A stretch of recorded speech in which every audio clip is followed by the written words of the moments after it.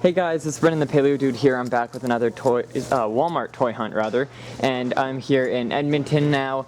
So this why do I keep saying Toys R Us? I was just at Toys R Us, but this Walmart has some of the roaring assortment figures, the Roar Attacks.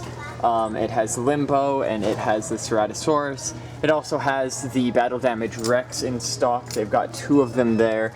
They've got the Camp Cretaceous Spinosaurus. I think it's going for $44 right now. No sales on that guy, but they've also got, they say on the price tag, the Jurassic World feature T-Rex, a Stomp and Escape. This one's also at Toys R Us. It's pretty cool. It's now starting to hit shelves everywhere up here. It's got all the features like the stomping, roaring, and the capture gear as well.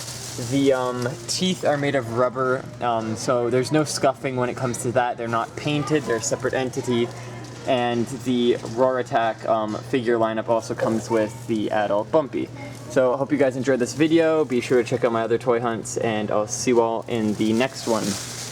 Bye-bye.